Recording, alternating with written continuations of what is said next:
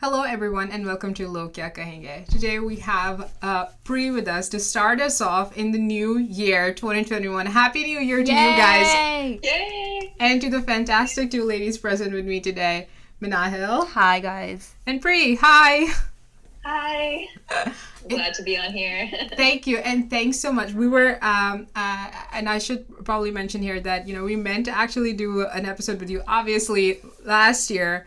But we thought it would be fantastic to start off with you in the new year with some girl power to say the least. And because I feel like this is our energy carrying through to the new year. Yes. So we're so excited to have you and to get to know you a little bit better and then talk about all things that is like the fantastic stuff you do for work obviously, but then the work that you do through Second Gen Daisy. And of course, just get to know like a fantastic fellow girl that you are. So, Yay. Thank you.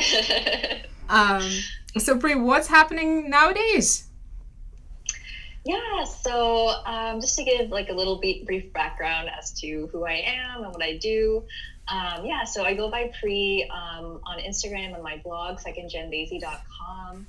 And I basically started this, I guess, 6 months ago now, putting out my posts live and everything, kind of giving little snippets as to my thoughts and my memories and my opinions growing up as a second gen Daisy girl. My parents actually came from South India in Chennai. And they moved to the U.S. and my sister and I were born in the U.S. and raised in the U.S. I was actually born in Oklahoma, and then we moved to the UK for a while, moved back to Oklahoma, moved to California, and I grew up in California pretty much from elementary school all the way through when I finished my PhD. So I consider myself a Cali girl. Yes. Even though while I was living there, I wanted to be anywhere but California.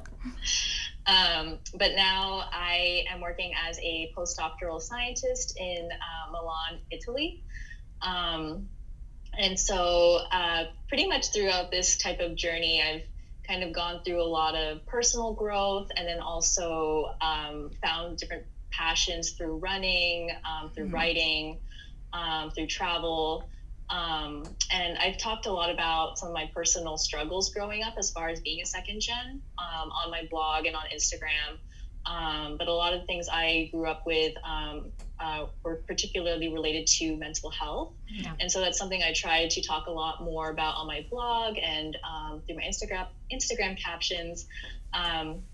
Because when I was in my late teens, going into college, that was when I was first kind of self-diagnosed with depression and an eating disorder.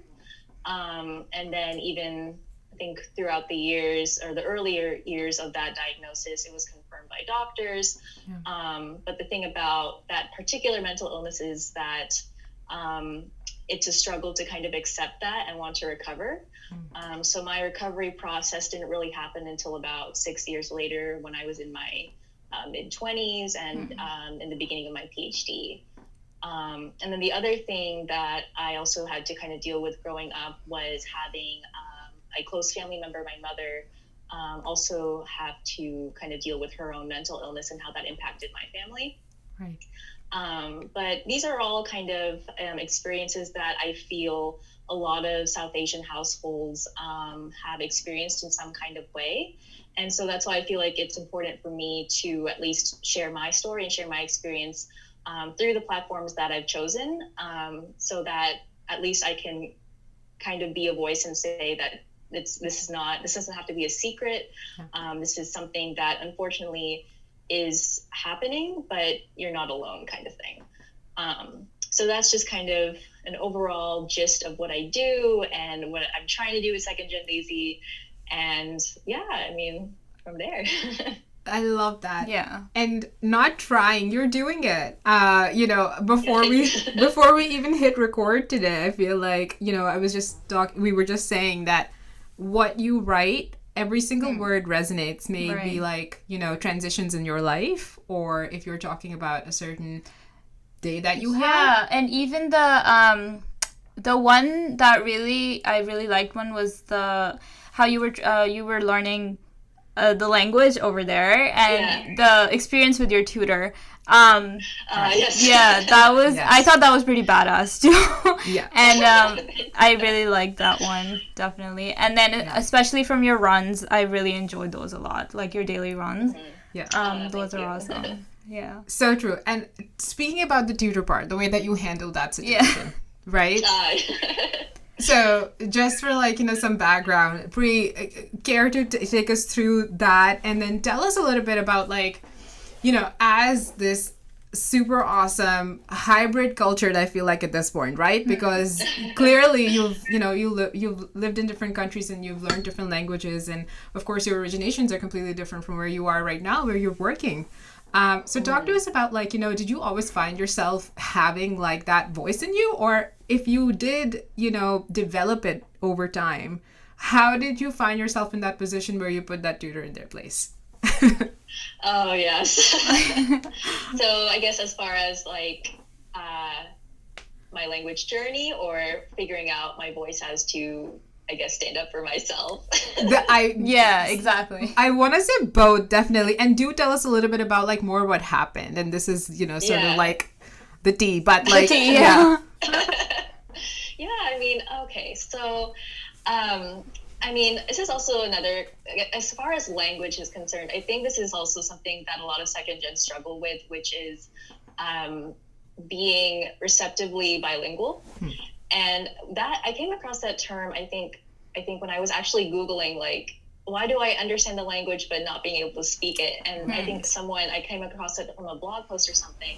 But that term kind of means that a lot of children of immigrant parents grow up with the language in the household, and they grew up listening to it and hearing it. But for example, if you're living in a country like the US or Canada or the UK, the predominant language is English as far as in the community and in school. So then the parents just kind of push the children to learn English. And then as you grow older, you kind of lose your ability to speak the mother tongue back to family or parents, relatives, and things like that. So for me, growing up, my family's language is Tamil.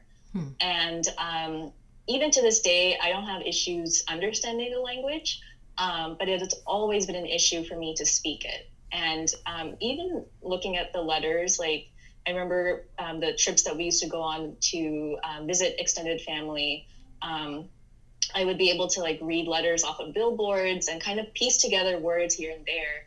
But I think one part of it was I was too shy and nervous about making mistakes that I kind of prevented myself from being able to practice and speak with my family. And then the other thing was also the frustration, just feeling exhausted and feeling like I would just never get it as far as speaking it. And so even to this day, this is something that I still struggle with as far as being fluent in any other language but English. But it is something that like eventually in my life, I kind of want to strive towards that, and I had that ability to be able to speak it. Yeah. But that was something that, when I was in middle school and my teens, that was something that I felt very shameful of, because I felt like, how can I call myself an Indian, or how can I call myself a Tamil if I can't even speak my family's language, right? Regardless of how much I understood it. And then as far as like other languages, when I was in high school, I had the opportunity to take, I think, German. And so I took that for 4 years, and it was a good experience, because like I felt like, okay, I'm picking this very interesting language. Not a lot of high schools have this as an option. And the teacher I had was very enthusiastic about teaching it. And so I thought that perhaps I could go somewhere with it. Right. And so when I entered my first year of undergrad, I decided to take a German class. And I think after the first assignment, I got a C, and that literally like that scared me so much. And I was like, I gotta drop this class. Like, I cannot, if this is what's gonna happen, like I cannot keep up. I hear you. So that was the end of German. So I think pretty much from that point on, I kind of stuck towards like my career as a scientist and like kind of sticking to my science classes and not really thinking about extracurriculars or as far as language learning is concerned. Right. But once I got to my PhD, I mean, as far as Italy, I never really thought I would actually come to Italy until very recently in my life. It was actually towards, I would say, the middle of my PhD, where I had the opportunity to go to a conference in Spain. And after that experience, I came back from that few days in Spain, like wanting more. And of course, this is all pre-COVID, when we were all able to just travel freely and experience different things. But my experience of that, my particular experience with Spain at that time made me feel like I have to go abroad for my next career step. I cannot be stuck in California. I cannot be stuck in the US. I want to see more and have it and basically create a new chapter in my life that I want to create. Right. And so for a while I was looking at Spanish positions, and I was looking into learning Spanish. But then it came to be that the opportunities were more prevalent in Italy. Right. So I ended up kind of choosing that route because I also kind of wanted to go somewhere in Southern Europe versus Northern Europe, just for that experience. And so I think that kind of, my journey kind of drifted towards that way because of what was available and what I was leaning towards. And so I think based on the fellowship I had applied for and the timeline of that, I was supposed to come to Italy, I think back in February. But then of course COVID hit, and I ended up coming here in June. And it was interesting because during that time, I think right before, I guess, February, I was super excited. I was super enthusiastic about this next chapter in my life, and I was learning Italian. I was taking beginner courses, and I was just ready to go. Right. But I think this is something that a lot of people have experienced during this COVID period. But I think those several months in the spring, being stuck at home and being kind of at a loss of where things are going with this world and what we're going to do, I think my enthusiasm took a real hard hit. Right. So when I finally got the green light to go, my enthusiasm was just not at the same level that it was, or it should have been. Yeah. And I didn't want to give up that opportunity, even though things were not going to be the same as I expected. Yeah. So of course I went through with it, and I've been here for 6 months. Yeah. But as far as learning the language and the experience, it's definitely not easy. It's been very difficult. And I think because of what has been going on and the kind of the atmosphere here, and also kind of leading up to it, it's been more of something that I kind of have to push myself to want to keep learning and practicing, versus something that I'm excited to open up the book and just learn on my own. Right. And I think that's just me being honest about it. Of course, it's nice to hear someone who goes to a new country and just, swallows up everything, the culture, the language, the people, everything, with so much joy and passion, and is able to talk about that. But I think the reality is with, especially with what the pandemic has brought, it's just not the same. Yeah. I mean, of course, there's good things about this experience. Yeah. But I think so far it's gonna take some time for things to get back to a place where people are more welcoming, and there's more opportunities to practice and meet people and put that language to use. Right. Yeah. Yeah. No, thank you so much. We love hearing that. I think that sums up pretty much your whole experience, I guess, of what ended up happening and stuff. Especially with the part of people being more welcoming. I think the world has turned upside down. Not that it was very friendly to begin with.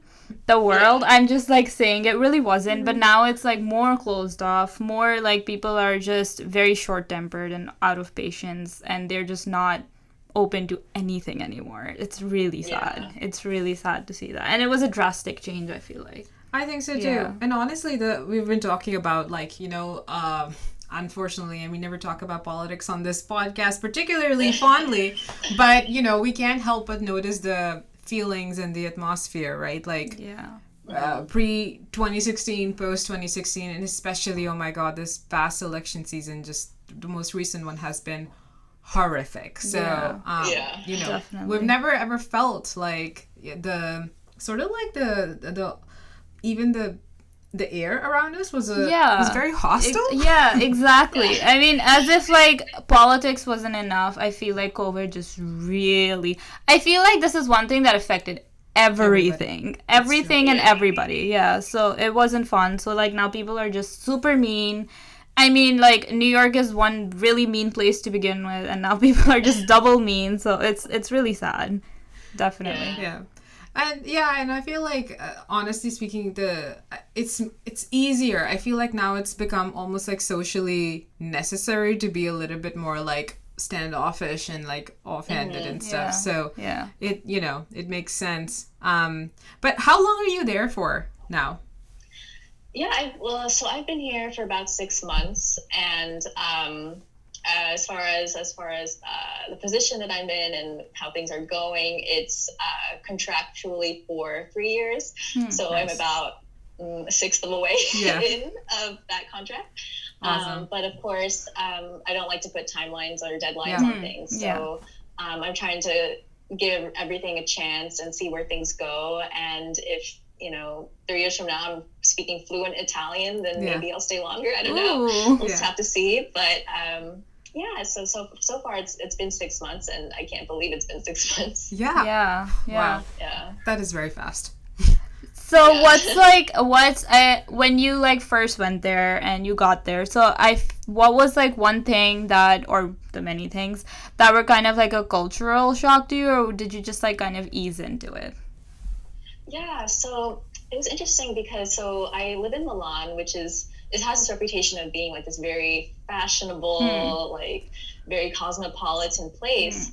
And before going to Milan, I did my PhD in Los Angeles, so I was used to that kind of city life. And I was actually not, towards the end of my PhD, I was not really fond of it anymore. I was like, take me to the countryside. Like, I don't like city life anymore. But I mean, at least with Milan, I had this idea of like, European city life, that might be different. I might be more refined. So I go there, and I think the first kind of inkling of culture shock was arriving at the airport and meeting someone who was helping me move to a place where I can do quarantine, because I did have to quarantine for 2 weeks. But the place I was staying at was the opposite of what I was thinking what Milan would look like. Right. I mean, it's just like any other city, as far as it has its dirty areas. It's not perfect. It's so the place that I was staying in, it was kind of in the outskirts of the city, and it was a suburb or a neighborhood that was kind of slightly run down a little bit. So it wasn't exactly like the first best impression of where I was going to be living for the next couple months and years. But I think that was like the initial kind of experience of like, okay, like if it's a city, it's going to be a city. It doesn't matter where in the world it is. It's city life is just the same all over pretty much. Right. So true. And what I definitely want to also hear is that, I myself, I mean, thankfully, and we always acknowledge this, that we, don't have parents or I guess like other people keeping tabs on like where we are and stuff like that. Like we have, free reign to explore and not put things, in boxes and follow a pattern. So I definitely want to like ask you though, how does it feel to be the, the lone traveler in all of this and making that shift from going from, being close to your family and being close to people or a town that you've been in for a long time and all your life, right? And then moving completely to a different, by yourself. Yeah, I mean, actually, I think looking back, it kind of seems like it was all very gradual because when I was living in California, I lived for all through elementary school pretty much until I started my PhD. I was living in the same town with my parents and sister. Right. And so even for undergrad, I went to a college that was about 30 minutes away by car. Right. So I commuted after the first year. First year I stayed in the dorms, and then I came home on the weekends. But then after that, I was pretty much at home for like most of my life, my early life. Right. And so I was super excited once I got into my PhD program to move to LA and like live on my own for the first time. That was, I think, that initial feeling of, wanting to move out and have that adventure did not really match what I was feeling when I moved to Milan. But I think it's because I think it's because with the first move to Los Angeles, that was like just the first time I was ever going to have an experience of living on my own. Right. And so I think that first year in Los Angeles, I really took advantage of what was around me. I didn't have a car. And so I love to tell people, you do not need a car to live in Los Angeles. Like if you live in the dead center of the city, you can take the metro, you can take the buses, like you're not going to die. Like you're actually going to be able to save a lot more time in your day. Right. But yeah, I used all of what was provided to me as resources as a graduate student, and as much as you can kind of survive with the money that you get as a graduate student, to kind of go around and like explore LA on my own. And I think that like initial excitement to go around and explore the city kind of stuck with me, I guess, until towards the end of my PhD, when I started to kind of get tired and bored of everything going on around me, and I was really itching for that change. And I think that change was that change to go move abroad and work abroad and live abroad, and that's how Milan kind of fit in that picture, along with what I said earlier about my experience with Spain and all of that. And so I think as far as the shock of like being away from family and things like that, I think I say it's gradual because I feel like my distance away from them kind of it grew like longer as I got older. But it was something that I was able to kind of get used to in pieces. So for example, like in my first year of my PhD, my dad was working for a company, and he would have frequent business trips to Southern California. Right. So there would be like instances like maybe once a month we'd still be able to see each other. So I didn't really feel too homesick. I still felt like I had my freedom while still being able to be physically in touch with family. And then towards the middle of my PhD, my family actually moved back to Oklahoma. And so and so then every month kind of became like every 6 months. So I would see them like maybe around Christmas time, and then maybe once in the summer. And so I think now, me being in Milan, it was actually interesting because I spent the first kind of COVID lockdown period with them. So I was with them for about 3 months before coming to Italy. So it was kind of like a nice break as far as like lining up with my transition in life. So kind of closing one chapter of my life and then starting the next, and kind of bridging this time with family like in between. So that kind of helped. But I think going forward, we'll have to see like how homesick I'll get, because I have been feeling homesick since coming here. But I think that coupled with COVID is probably something that's a lot of people have been feeling, as far as like being able to see loved ones or relatives and things like that. So true. And honestly, it's just unfortunately the stories that we hear, and depression climbing and anxiety climbing and loneliness climbing at an all-time high, which is so unfortunate. So, but I mean, but that's a really exciting transition, and I feel like, you know, it takes you know, certain guts, obviously. It takes being inspired by, you know, like you said, I had like, you know, that itch, oh my god, like I want to do something else or start new chapters. So I completely can relate and also understand, and I'm pretty sure I'll be asking you follow-up questions on my own about that. But that sounds so cool. I love that. So something about like, you know, you said before, I don't like putting timelines on things or deadlines on things. I think that that's fantastic. And honestly speaking, being completely vulnerable here, like I've been putting deadlines and timelines on things for as long as I can remember. And however, that expectations or, even feeling guilty to myself about these things that I could not meet technically, often send me down a spiral of anxiety thinking about all these goals that we set up for ourselves and stuff. But one thing that like I was completely inspired by since I have first talked to you and etc. is that of course you've been able to work through and achieve things on timelines that are more I feel like is more accelerated than most people that I've met. So talk to us a little bit about that. Like, how do you did you always know that you were going to go down this path of like research, and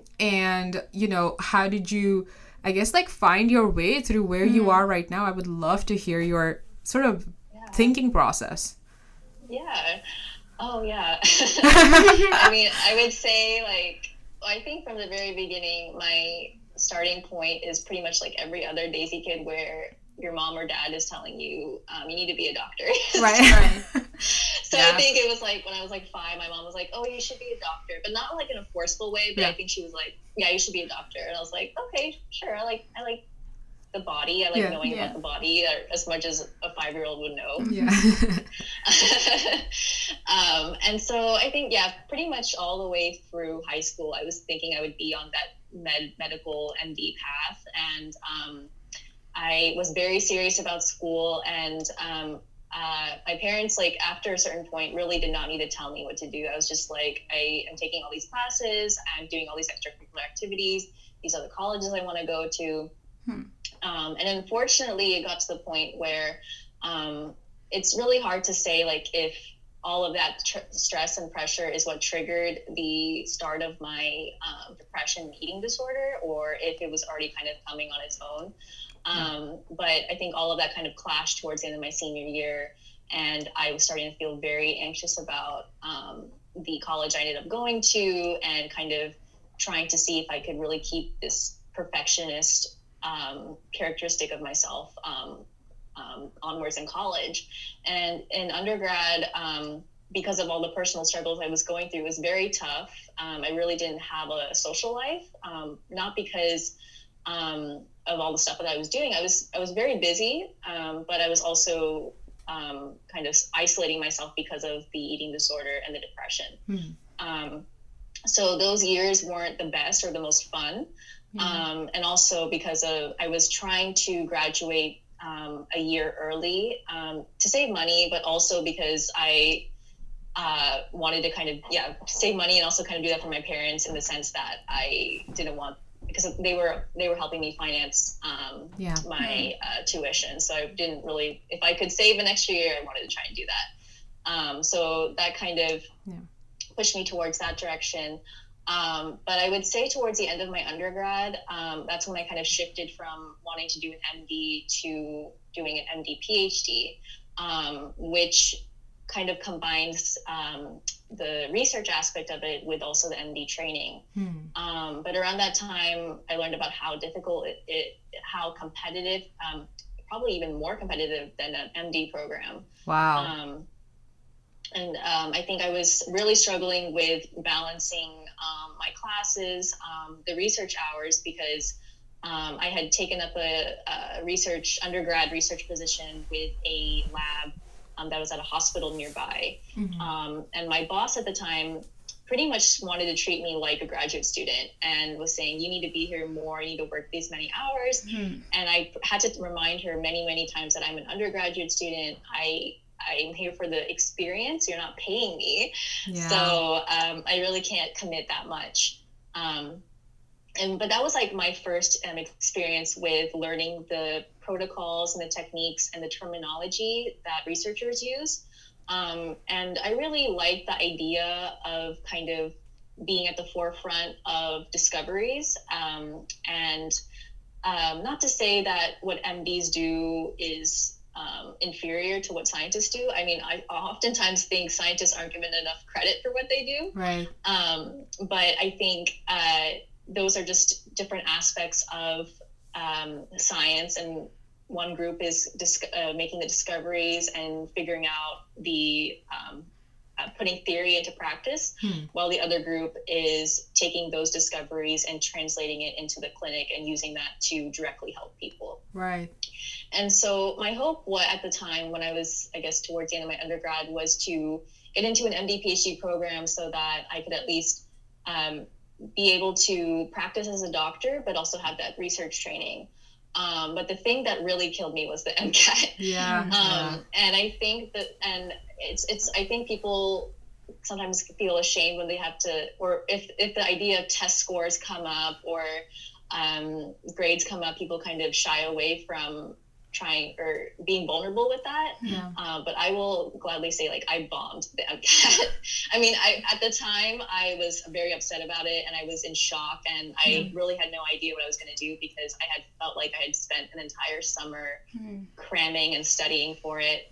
But it was also a wake-up call for me because I was able to kind of figure out what I really wanted to do. Yeah. As far as if I wanted to devote more time to studying for this specific test, versus spending more time in research labs and getting more of that physical experience with working and practical experience. Right. And it was also during that time that I bombed the MCAT, where I was actually doing really well in a biochemistry course that was focused on nutrition.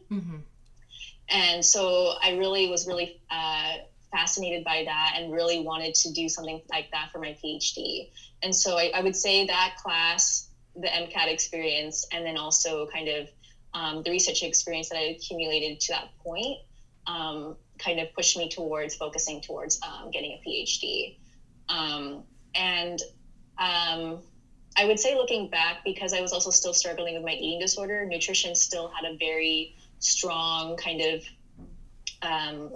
component in my life, only because that was also pretty much my life. I was obsessed with food and obsessed with calories and obsessed with anything involving food, even if I could kind of disguise it around this idea of studying it scientifically. Yeah. But in a way, looking back, I feel like that was kind of my way out eventually.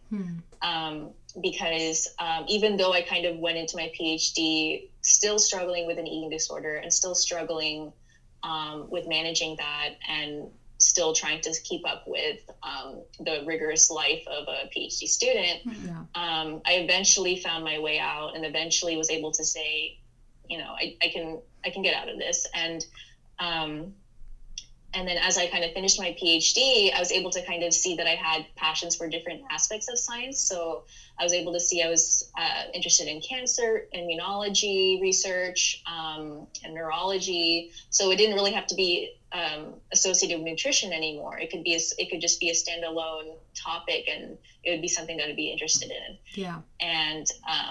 And so I'm kind of thankful that I'm not so obsessed with the idea. I mean, nutrition is great, and what I was able to do in the lab that I did was really fun and really interesting. But I went in thinking that nutrition would be a part of my life for the rest of my life, and I came out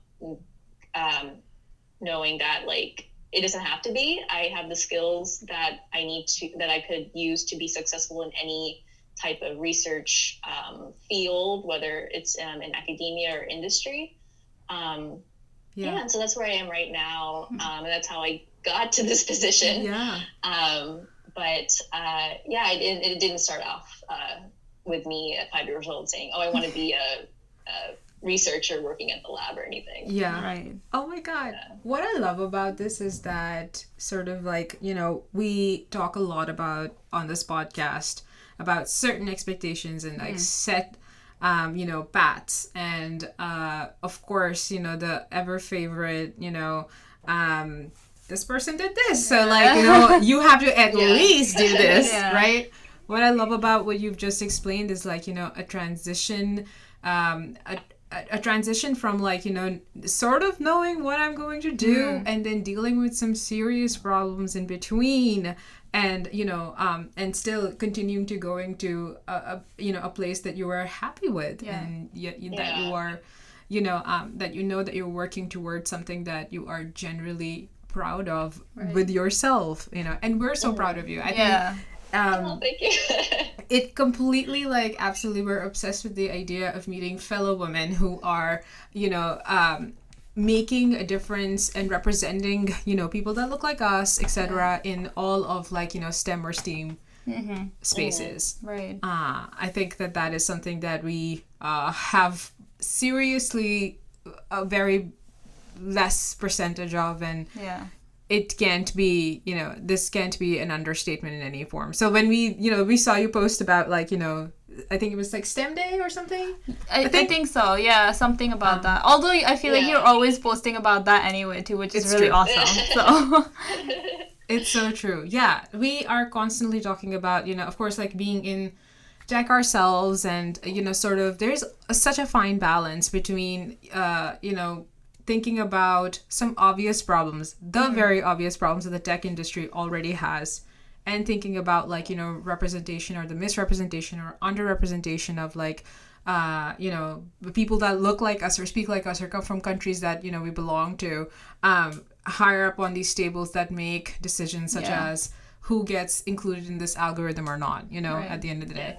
And so there's, like, a fine balance between that and, completely, like, things that are blatantly problems anyway, which is, i.e. Facebook, i.e. other things, But, thank you so much for doing the work that you do, because, just listening to it, I mean, of course, the deeper levels of meaning behind it aside, you're already, you've already, like, broken, I feel like, the process down for me, too, who is, hopefully one day looking to get her PhD, etc. For thinking that, oh my God, it's, you never know, and there is not, like, a thumbtack that you can put up and say, this is when this is happening. I know, it's very interesting. One thing that I'm really interested in knowing, I guess, is, like, what a day looks like at work for you, like, when you go in. Because I don't know any other researchers, but I've always been interested in, like, the research and the actual lab, like, what goes on in the lab. True. So I mean, I guess it really depends on the lab that you're in, but I think working in, I would say, 4 different lab environments, including the ones I did in undergrad, I can kind of draw some comparisons. And a lot of the things that kind of happen in the lab are very individual, in the sense that you kind of, teamwork is involved, but a lot of the times the researcher is very, very much feels like they're on their own as far as what project they have to do, and kind of organizing that project and mapping out their day. So not one day is the same.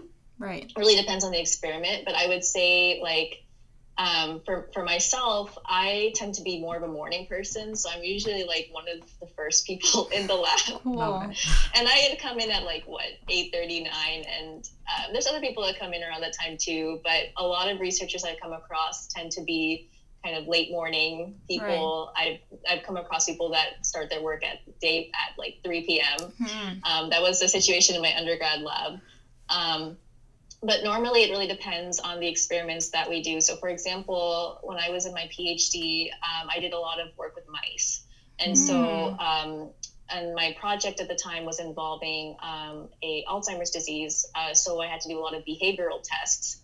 And so I would basically go down, depending on the type of test I was doing, I was sometimes down there every day, including weekends. And so, like, every morning I go down, check on their weight, check on their food, put them in a maze, watch them do their thing. And then kind of take that data back. And then depending on how the boss is feeling and the schedule, we'll usually have lab meetings. And lab meetings usually consist of maybe an hour, sometimes more. Sometimes bosses are known to kind of prolong these meetings. So sometimes we have very, very long meetings. And it depends on the lab, but I've been in labs where the meeting is focused on someone presenting an update on their project and just giving data on that project.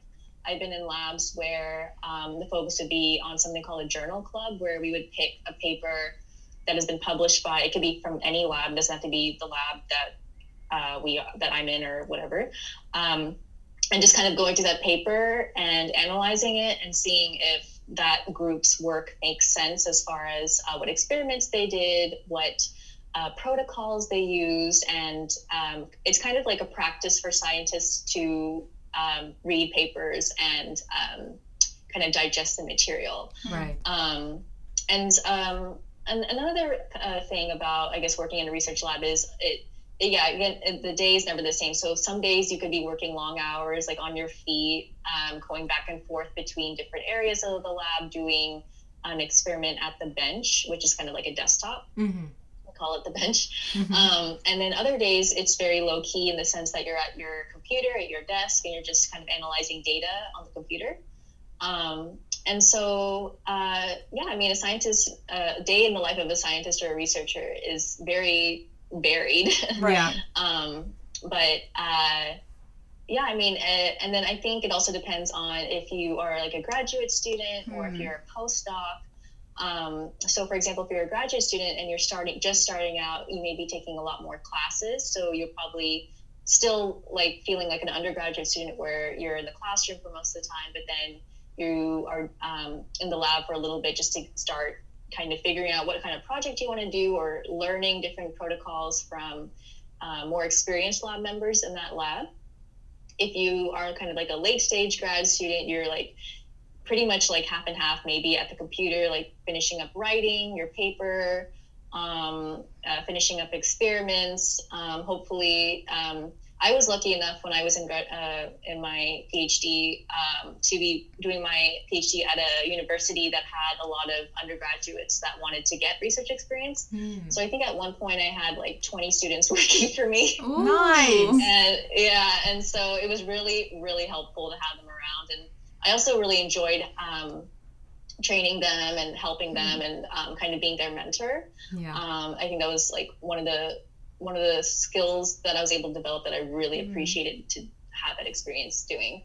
And so, I mean, if you're like a late stage grad student and you're lucky enough to have help, that really does help in the long run as far as processing data and putting things together. And then as a postdoc, I think you start to get more independence as far as what you want to get out of it.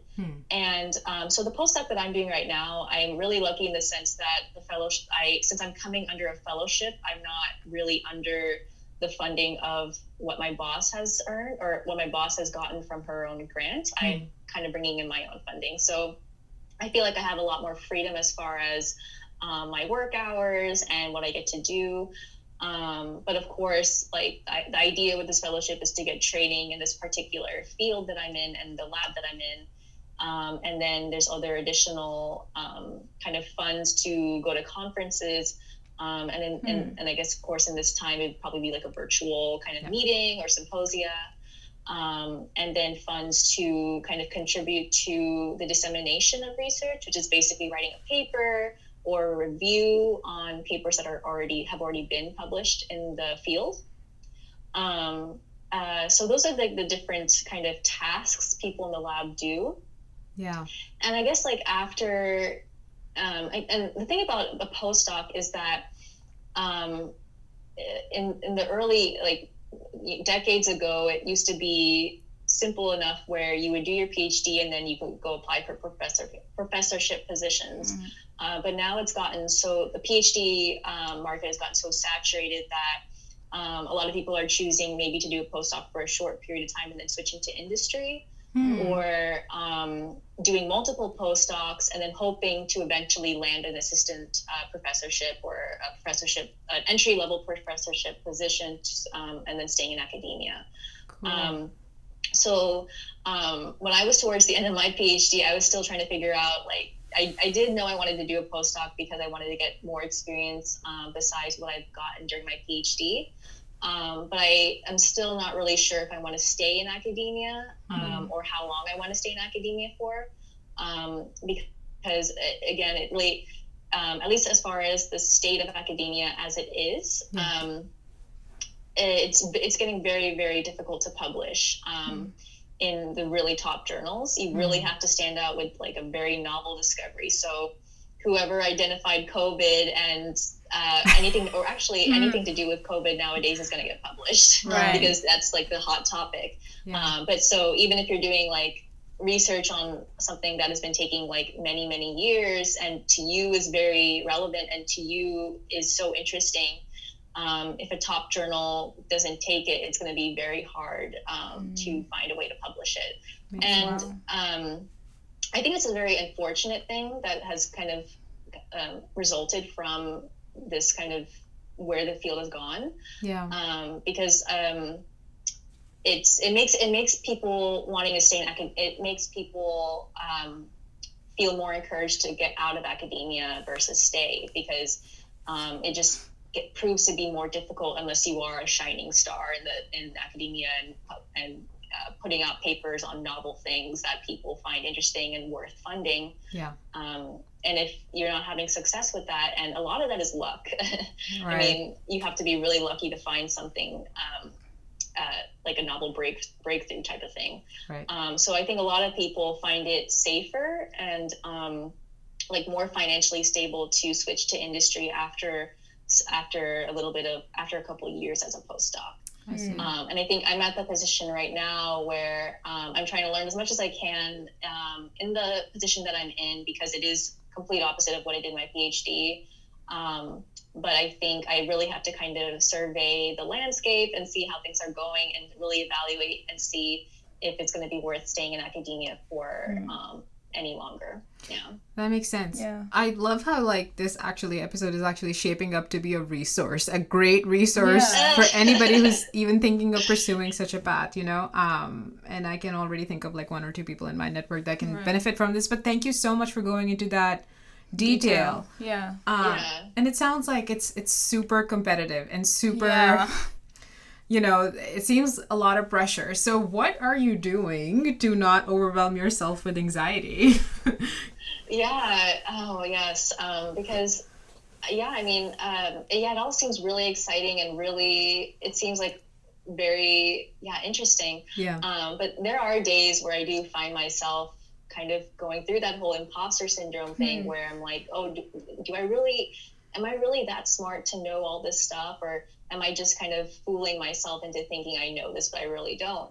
And I think to kind of cope with that, for me, compared to what I was doing in my PhD. So in my PhD, I kind of gave my life to my PhD in the sense that like, I knew what I signed up for, and I knew that it was going to take some time, and I wanted to get my degree, and I wanted to get my paper. So if it meant giving up weekends, I gave up weekends. And at the time I was okay with it because I was able to kind of schedule my life around what I had to do in the lab. So even though I may have had to go in on weekends, I would still kind of schedule that to take place in the morning, and then in that have the rest of the day to myself, kind of thing. But now that I'm in my postdoc, I'm realizing that I cannot keep working 24/7. And I think one of the things that I still feel frustrated by is kind of like this silent peer pressure of constantly having this need to work. Because I have colleagues that work at different times, and a lot of them, you know, they start their day later and they work till late hours. And of course, I said earlier, I'm a morning person and I like to finish my day earlier and go home and rest up. And so, you know, like I'll be packing up at 5 or 6, and just like a standard time, and I'll still see people around me just like, you know, working, buzzing around and working, and you feel that pressure, because especially if you have a boss that works late, and in any lab, that you feel that pressure of, oh no, like, do they think I'm leaving early, and do they know that I came in early? Like, so there's always that internal, like, oh no, like, what do they think of me? But I think I'm trying to use this opportunity to, of course, put my best work out there, but also, you know, tell myself like, okay, I put in this many hours today. I did what I could, and there's no more I can do of benefit. So I need to go home now and rest up. Like, there's no benefit in me sitting at my computer till 8 o'clock, even though other people are here, if I'm dead tired, like if I can't think anymore.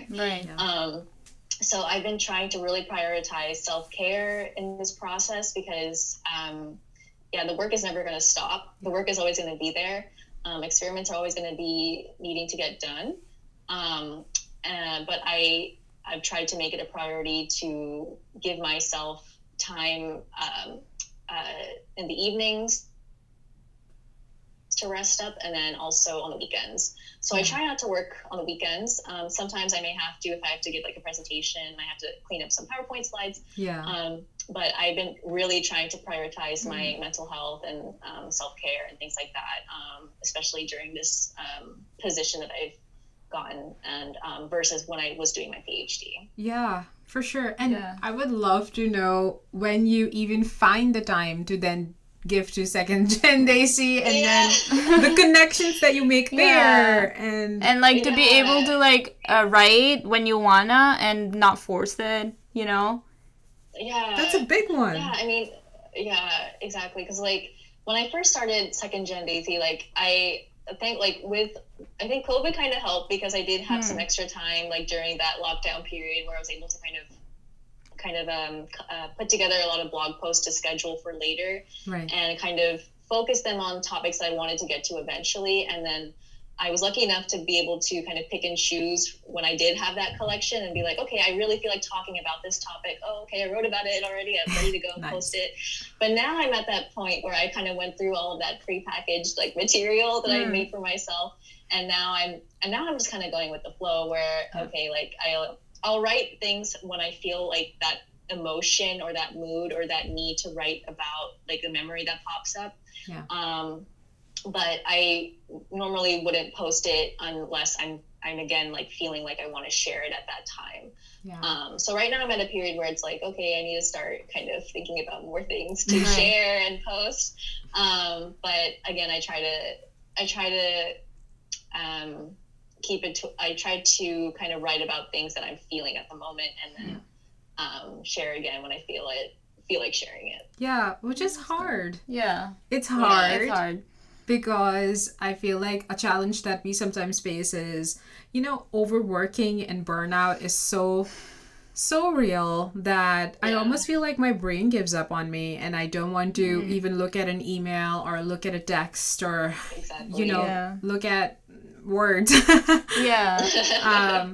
But that's, so how do you kind of like, you know, it almost, because the books that I read, or like, you know, even the therapy that I receive from my therapist and stuff like that, all sort of like, you know, talks about this notion of training your brain, because it is a muscle, to be able to, you know, relax or work and stuff like that. But lately I feel like, especially with COVID and not going out as much, and I'm not saying that, you know, I'm a party gal who, you know, went out every weekend, but you know, just like generally even go out more than we used to, or even commuting to work and stuff like that. I feel like it's been literally very hard for my brain to be able to focus. So what do you do in times when you feel like, oh my God, I know I have to do this, however, I have no motivation to do it? Yeah, I mean, I think for me, I've definitely felt that with coming up with content for Second Gen Daisy, and then also at work.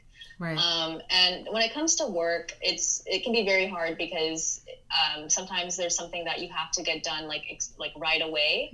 And so what I try to do is on my days that I really don't have much going on, even if I'm feeling really bored and like I don't want to be there, for me, I've always kind of found my focus with planning.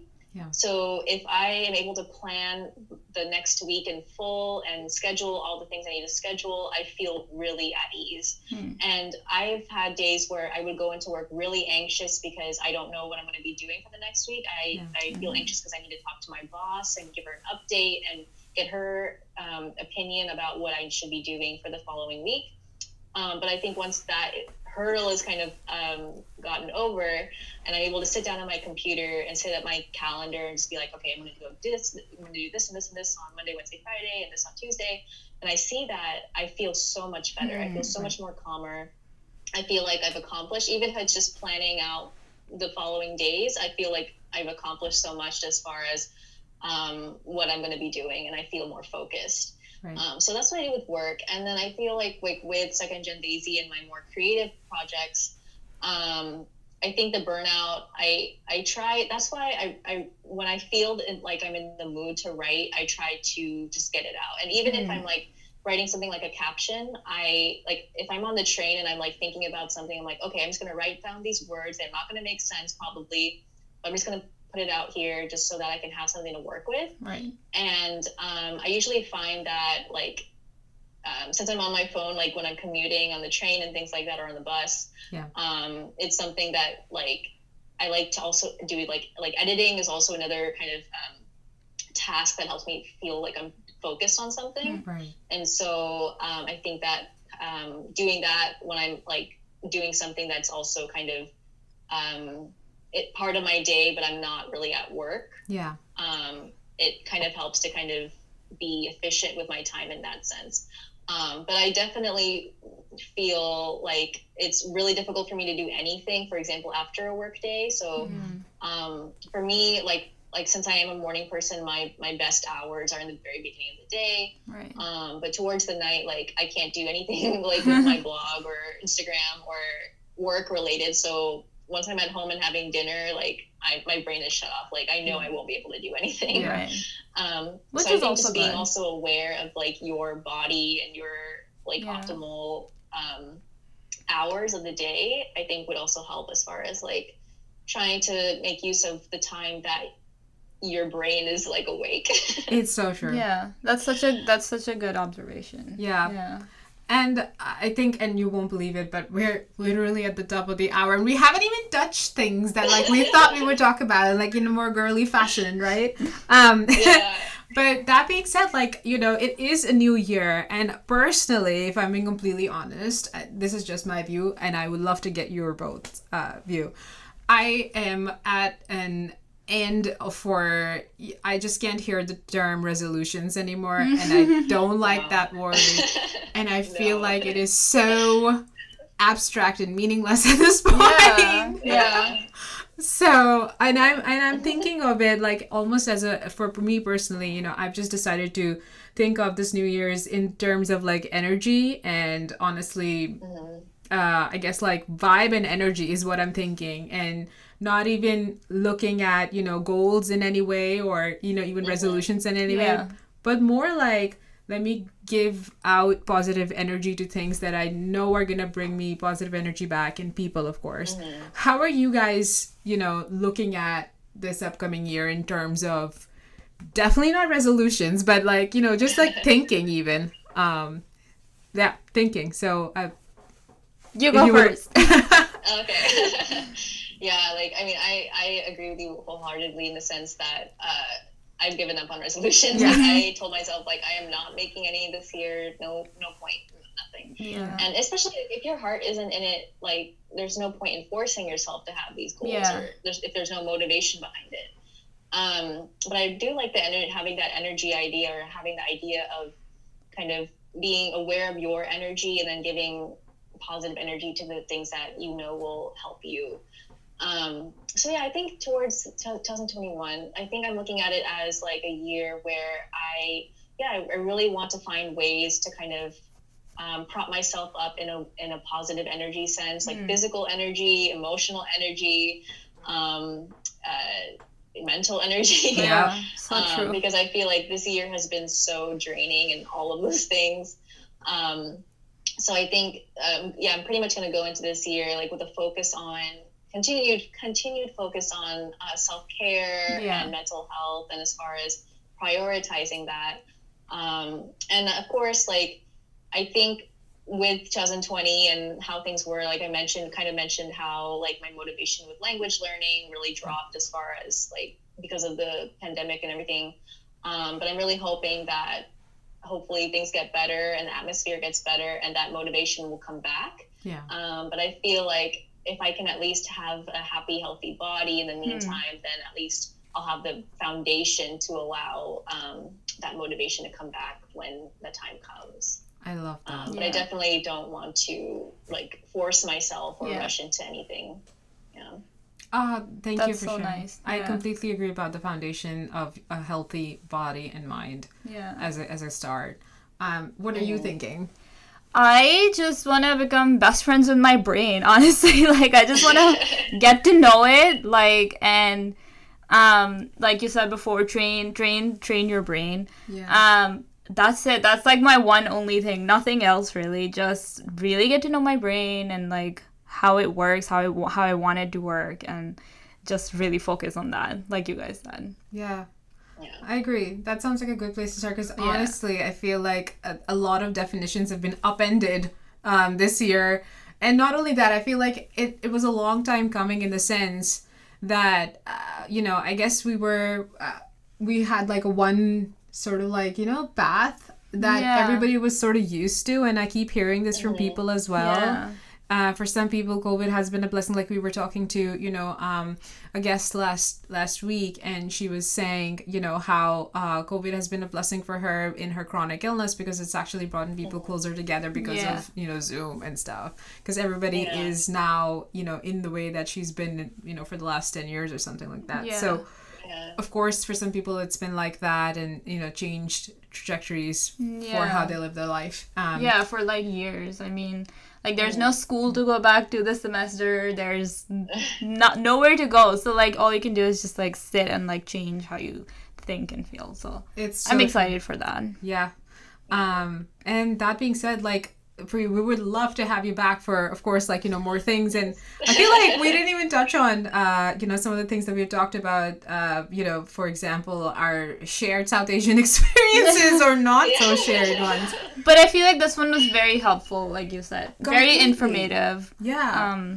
And thank you for sharing your, of course, your progress and stuff. I feel inspired, and thank you for doing the work that you do, because you're absolutely right. And I will always now think of it in a different way. Sometimes I feel like we kind of like say the same thing, and please do not get me wrong, I'm not comparing at all. But sometimes we feel the same way when we say that, people, don't really give enough credit to like, designers who have thought about maybe a product design a certain way, whether it be hardware or software. But you've completely opened my eyes to thinking that, scientists, man, like the people who actually bring the thing to you after having tested it. Yeah.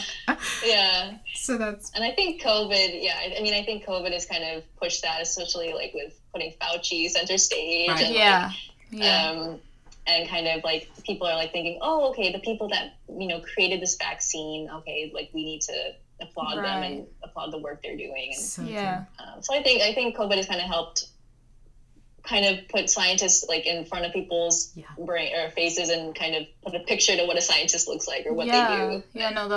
That's definitely Completely. I mean, I definitely appreciate them more now that for sure. Big Fauci fan here, and listen to every word that guy says. But yes, thank you so much, Pree. It was a pleasure talking to you, getting to know a day in the life of you. And thank you. We obviously plan to have you back for like, other things and just get an update on where your life I love is. it. Cool. Thank you. It was amazing talking to you. And guys, thanks so much for listening. Have a wonderful week, and definitely don't ever worry about Log Kahenge.